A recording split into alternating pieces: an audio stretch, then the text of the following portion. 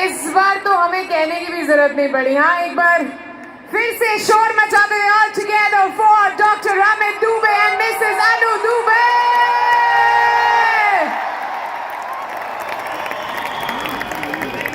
Okay, dance तो आपने देख ही लिए, मैम ने भी कर दिया और मैम ने सर को भी डांस करवा ही दिया। उसके उसके लिए एक बार फिर से अनु मैम के लिए जोरदार तालियां हो जाए ऑल टुगेदर एवरीवन। और इससे पहले कि हम रिकग्निशन की शुरुआत करें, अनु मैम आप यहाँ पर मौजूद हैं। डांस तो आपने करके दिखा दिया, 2 लाइनें अगर हम आपसे सुन लें तो और मजा आ जाएगा। तैयार हैं? तैयार हैं? So can we all make some noise for Mrs. Anu Dubey?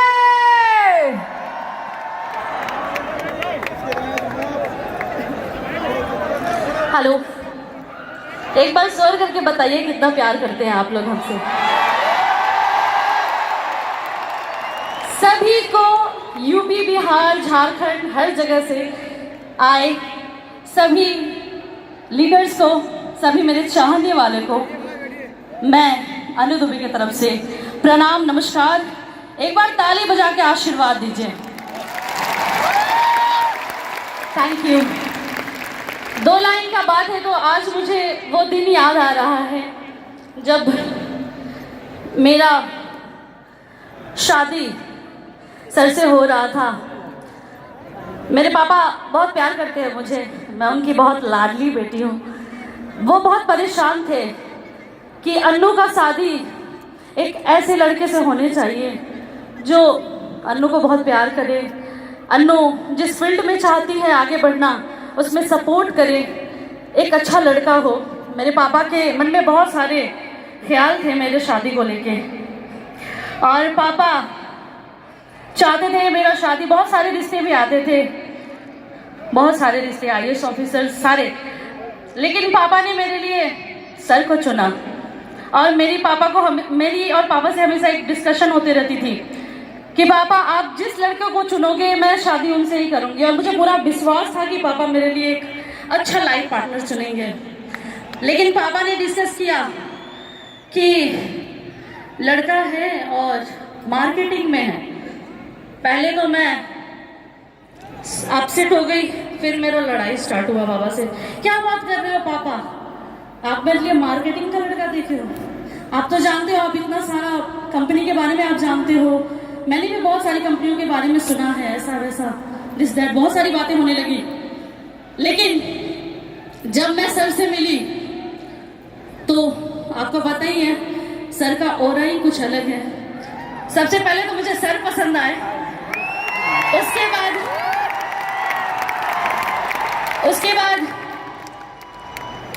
क्या हो रहा, कह रहे गाना तो गा दो मेरे लिए।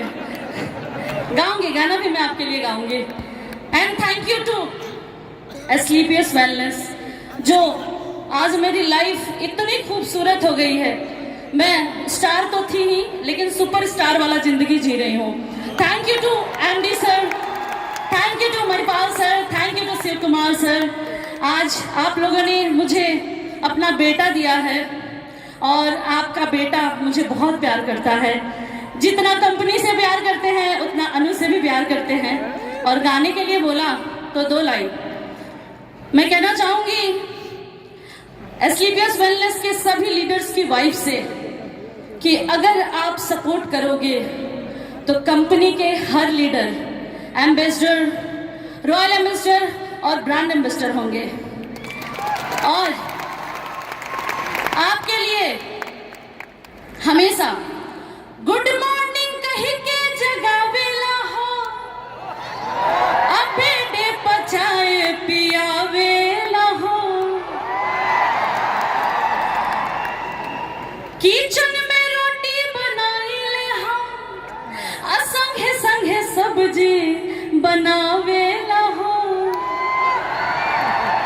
अनाज करो तानी अपना पति पर, कि ससुरा में सखी सैया सबर का हमके रखे तो रहती पर। Thank you.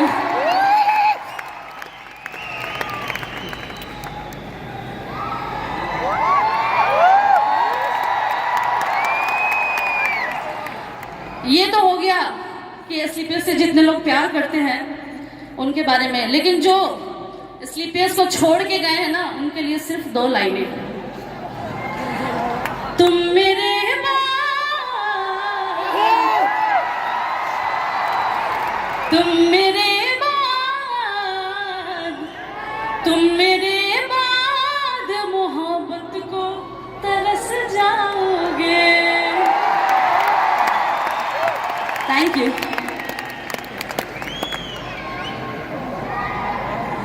Well, that was really beautiful. एक बार जोरदार ताली आ जाए तो मिसेस अनु दुबे। और क्योंकि हमारे बीच में आज के सुपरस्टार, आज के हीरो डॉक्टर अमित दुबे जी यहाँ पर मौजूद हैं, तो आइए अब बिना वक्त जाहिर करें जल्दी से हम अपने दिग्गजों को यहाँ पर बुलाते हैं। And let's begin with the recognition. So I request the crown ambassador doctor Shiv Kumar ji, our crown ambassador Mr. Maipal Singh ji, our company CEO, our MD sir Dr. Sanjeev Kumar ji to please join us, and let's begin with the recognition of the new royal ambassador Dr. Amit Dubey.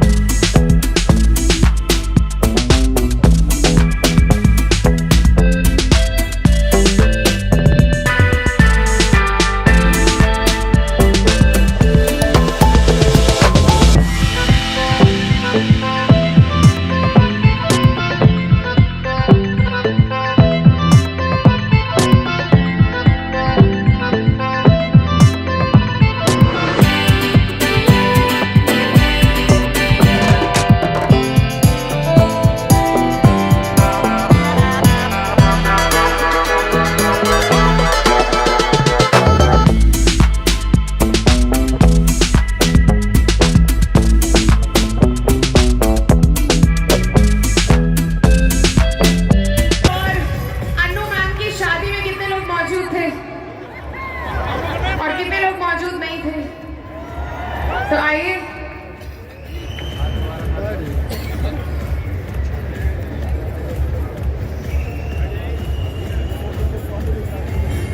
हाँ जी, ma'am ने कहा भाई जब मेरी शादी पक्की हुई तो मैं थोड़ी सी कश्मोकश में थी क्योंकि मैं एक मार्केटिंग वाले से शादी कर रही थी। अब मैम शादी कर रही हैं एक रॉयल एम्बेसडर से। यहाँ रॉयल एम्बेसडर है और यहाँ उनकी पूरी रॉयल्टी मौजूद है। हाँ, so I just request all the बारातीज, आर वी रेडी? और आइए शुभ विवाह की शुरुआत करते हुए आपसे रिक्वेस्ट करती हूँ मैम इस खूबसूरत सी रस्म की शुरुआत करें। Can we have some music please? Let's do this.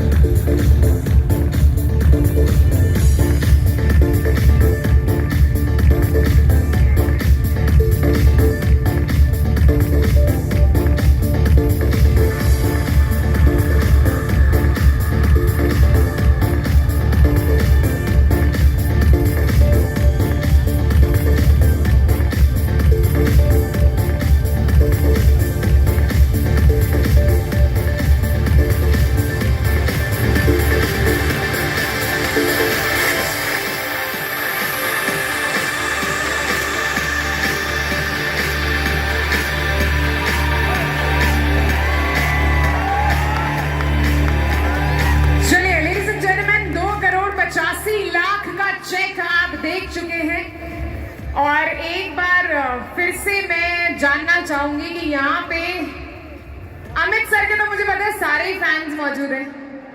Anu ma'am के कितने फैंस हैं यहाँ पे? और अनु मैम के चेहरे पे जो खुशी मुझे दिख रही है चेक देखने के बाद, उसके बाद मैं चाहूंगी कि एक गाना तो और होना चाहिए। कितने लोग चाहते हैं? पर अनु मैम की एक शर्त आई है, वो शर्त ये है कि वो गाना तभी गाएंगी जब आप लोग साथ में डांस करेंगे। तो एक बार वहीं पर खड़े हो जाए ऑल टुगेदर एवरीवन, जितने भी फैंस हैं अनु मैम के, एवरीवन प्लीज स्टैंड अप। इस खुशी में मैम एक गाना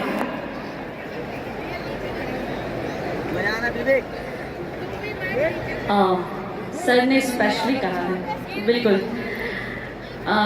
एमडी सर को तो मैं अपना गार्जियन मानती हूँ, बहुत प्यार करते हैं हम लोग को बच्चों जैसा, हमेशा कुछ ना कुछ बताते रहते हैं क्या करना चाहिए। मुझे भी गाइड करते हैं, बेटा तुम ऐसे करो, ये गाओ, ऐसा होना चाहिए तुम्हारा। लेकिन गाने की बात हुई तो मैं चाहूँगी अगर आप कुछ प्ले कर दे क्रॉकी वगैरह, तो मैं ऐसे विदाउट म्यूजिक थोड़ा सा सुना सुना लगता है, लेकिन आप ताली बजाएंगे तो हम गा सकते हैं। ठीक है, 2 लाइन। सुंदर हम बानी केकराल काम बानी अगर ताली बजाएंगे तो बहुत अच्छा लगेगा, बस ताली बजाना है दोनों हाथ उठा के, मीठा मीठा। 1 2 3 4। सुंदर हम बानी केकराल काम बानी, सुंदर हम बानी केकराल काम बानी, पूरा पटीदारी में नंबर 1 बनी, पूरा पटीदारी में नंबर 1 बनी। ससुर में मिलल मो घरवा 2 ताला, अरे घरवा 2 ताला, केहू के रोब ना सहाला, बलम AWPL में कमाला, हमारी के चाली उल्टी पाला, बलम हमर AWPL में कमाला। Thank you.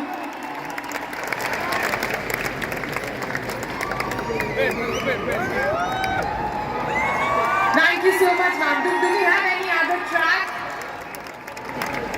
चलिए इसी के साथ एक बार फिर से अनु मैम के लिए जोरदार तालियां हो जाए ऑल टुगेदर। और अनु मैम आपसे हम रिक्वेस्ट करते हैं कि आप प्लीज बैठ जाएं। और अब वक्त है सुनने का हमारे रॉयल एम्बेसडर को। आप लोग तैयार हैं? पक्का? तो एक बार फिर से दोनों हाथ ऊपर, जोरदार तालियां for the new royal ambassador. Give it up for doctor Amit Dubey.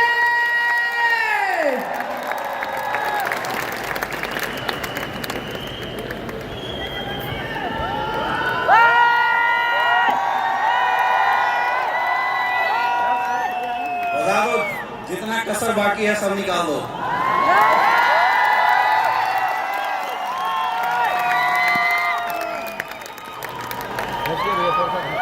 माहौल बनना चाहिए। थैंक यू, थैंक यू दोस्तों। नमस्कार, नमस्कार सर, नमस्कार हिंदुस्तान, नमस्कार इंडिया, नमस्कार, नमस्कार SLPS। नमस्कार दोस्तों, कुछ भी कहने से पहले, कुछ भी बात आगे बताने से पहले मैं सबसे पहले उस परम पिता परमेश्वर को धन्यवाद देना चाहूंगा जिन्होंने करोड़ों योनियों में इंसान के रूप में हमें जन्म दिया और जीवन में मौका दिया हिंदुस्तान का सबसे पवित्र काम डायरेक्ट सेलिंग इंडस्ट्री में काम करने का, और डायरेक्ट सेलिंग में भी SLPS वेलनेस के साथ काम करने का मौका दिया। इसलिए मैं परमपिता परमेश्वर को बहुत बहुत धन्यवाद देना चाहूंगा।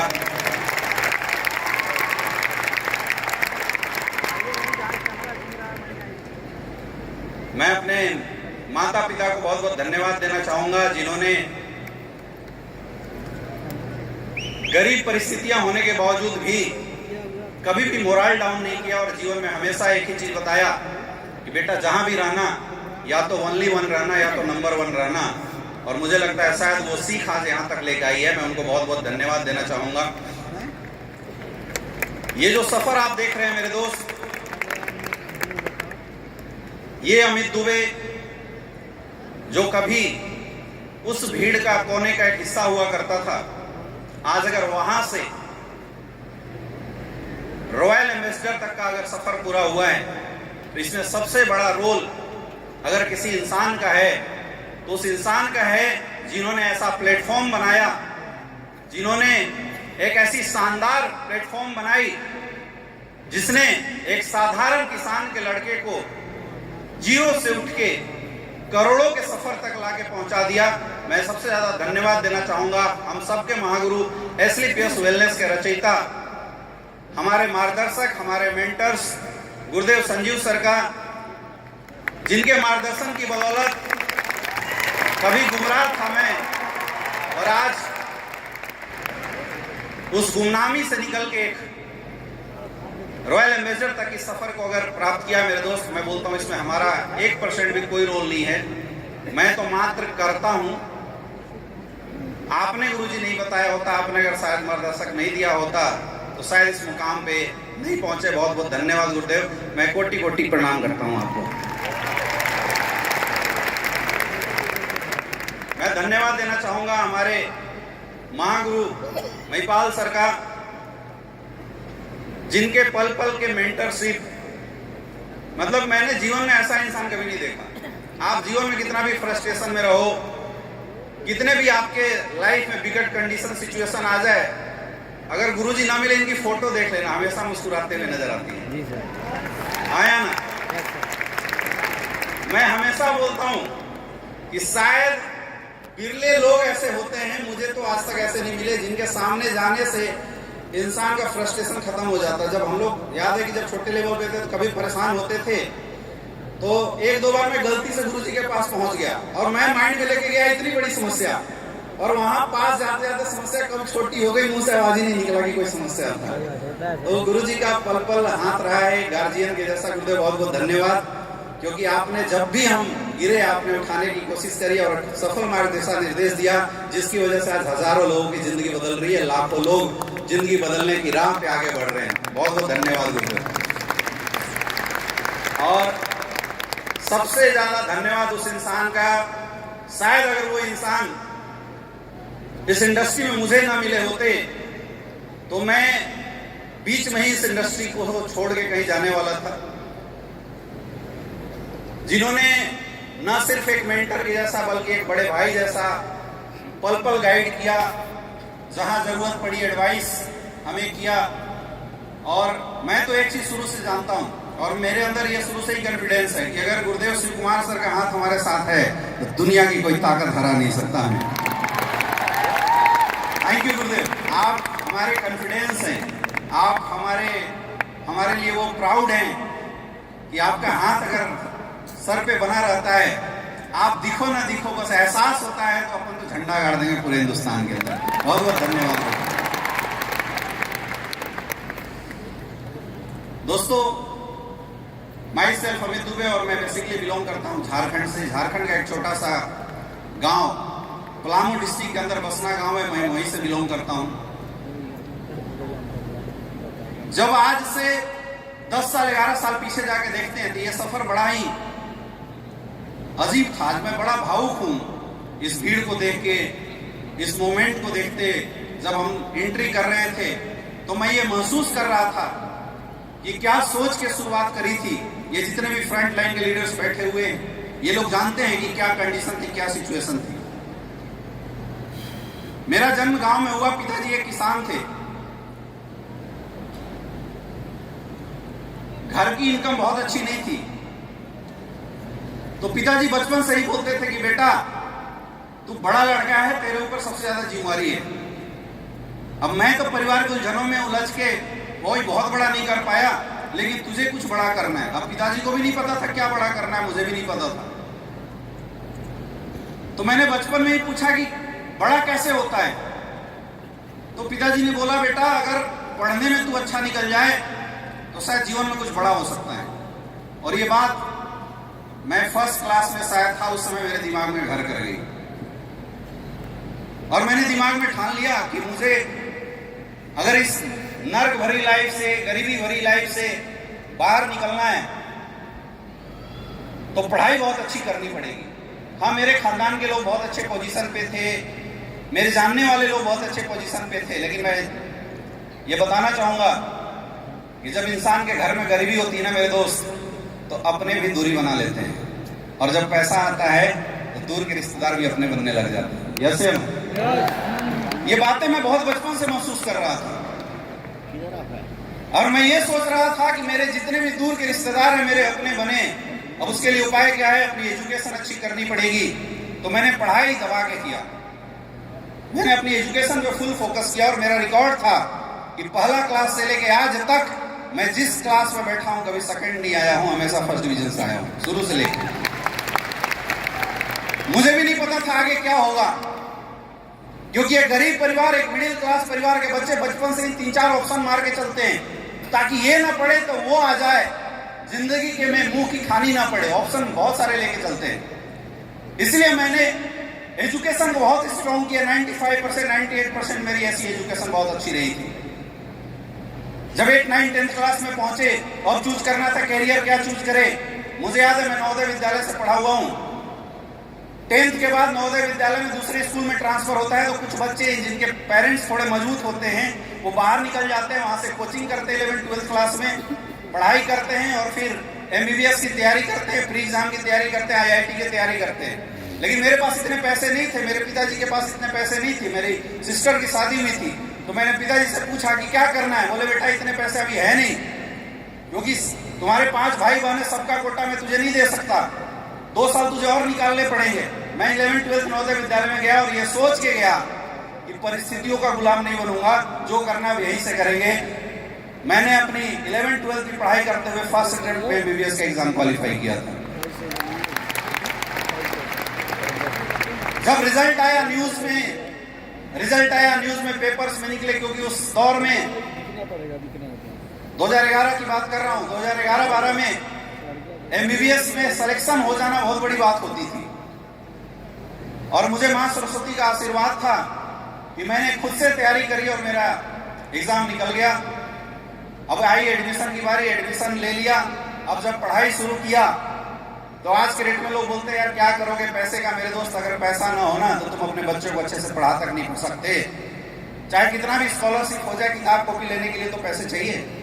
हम लोग लाइब्रेरी का सहारा लिया करते थे, लाइब्रेरी में जाते थे, रात भर बैठ के सिलेबस निकालते थे, अपने होमवर्क कंप्लीट किया करते थे। ये सिचुएशन थी उस समय। लेकिन पता नहीं क्या था, परमात्मा को कुछ और ही मंजूर था। एक अनजान इंसान के माध्यम से ये डायरेक्ट सेलिंग इंडस्ट्री मेरी लाइफ में आई। अब इसको हम डेस्टिनेशन बोल सकते हैं कि शायद परमात्मा मेरे से करवाना कुछ और चाहता था, मैं रास्ता कुछ और चूज कर लिया था। ये इंडस्ट्री मेरी लाइफ में आई। जब इंसान पहली बार मेरे पास इस इंडस्ट्री का प्लान लेके आया तो मैंने उसे बड़ा लताड़ा था, क्योंकि अपने अंदर ईगो था। पढ़े लिखे लोगों के अंदर एक बहुत बड़ा ईगो होता है कि मैं तो सेटल हूं, मुझे क्या जरूरत है। तो मेरे अंदर भी ऐसा एक ईगो था, मैंने उसको बड़ा लताड़ा। लेकिन चूंकि अब थोड़ा अपना करीबी था, उसने बताया कि कुछ नहीं करना है, लोगों को केवल जोड़ना है, और एक बार 10,000 का टीम बना दोगे तो 2 लाख रुपए हफ्ता, 8 लाख रुपए महीना फिक्स हो जाएंगे। मैं बच्चा था, गुमराह हो गया, करते ही है नेटवर्कर।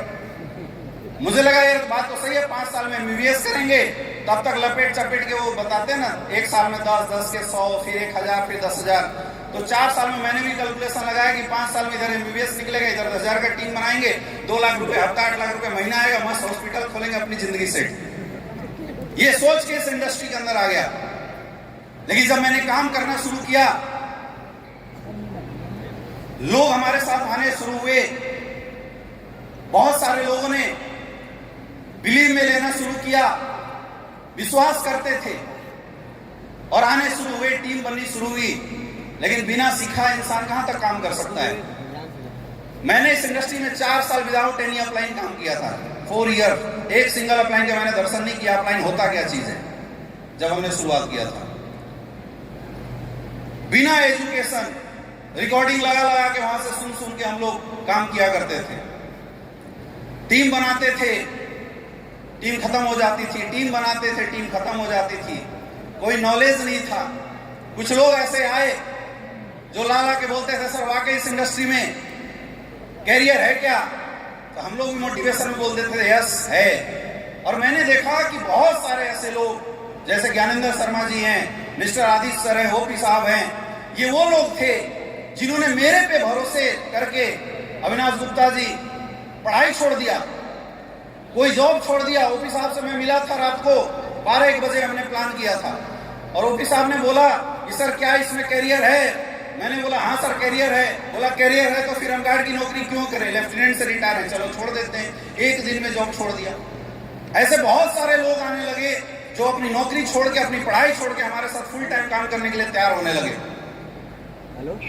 और उस समय मैं उधेड़ में था कि मैं क्या करूं, ये गलती से गलत डिसीजन ले लिया, लक्ष्य कुछ और, डिसीजन कुछ और, परमात्मा कहीं और संकेत कर रहा है। और मुझे लगता है कि काशी के अंदर शायद काशी विश्वनाथ मुझे ये आदेश देने की कोशिश कर रहे थे कि बेटा तेरा जन्म तेरी और तेरी परिवार की कैरियर के लिए नहीं हुआ, तेरा जन्म समाज की कैरियर बनाने के लिए हुआ है। तुझे डायरेक्ट सेलिंग के अंदर जाना पड़ेगा। और फिर मैंने निर्णय लिया कि अब जो लोग हमारे ऊपर विश्वास कर रहे हैं, भरोसा कर रहे हैं, उनके करियर के साथ मैं खिलवाड़ नहीं कर सकता। और मैंने डिसीजन लिया कि मैं इस इंडस्ट्री को अपना करियर बनाऊंगा। एक भटकाव था मेरी लाइफ में, क्योंकि पढ़ाई करते थे, दिन भर पढ़ाई करो, शाम को बिजनेस जमता नहीं था। तो मैंने एमबीबीएस क्विट किया और मैंने सेकेंडरी कोर्स में एडमिशन लिया, दूसरे कोर्स में एडमिशन लिया और पढ़ाई के साथ बिजनेस की शुरुआत करी, बिजनेस करना शुरू किया। और ये वादा किया था अपने लोगों से कि टेंशन मत लेना, धरती हिल जाए मैं छोड़ के नहीं जाऊंगा और रंग तो बदलेंगे मेरे दोस्त। आज यहाँ बहुत सारे ऐसे लोग हैं जो एग्जाम्पल हैं। 3, 4, 5 साल स्ट्रगल, 4 साल स्ट्रगल करने के बाद जब जीवन में कुछ नहीं हो रहा था, एकाएक मेरे पास शिव कुमार सर का उस समय कॉल आया था और सर ने मेरे से पूछा सर क्या चल रहा है, चले ना चले। मैं बोला सर बढ़िया चल रहा है। बोला करियर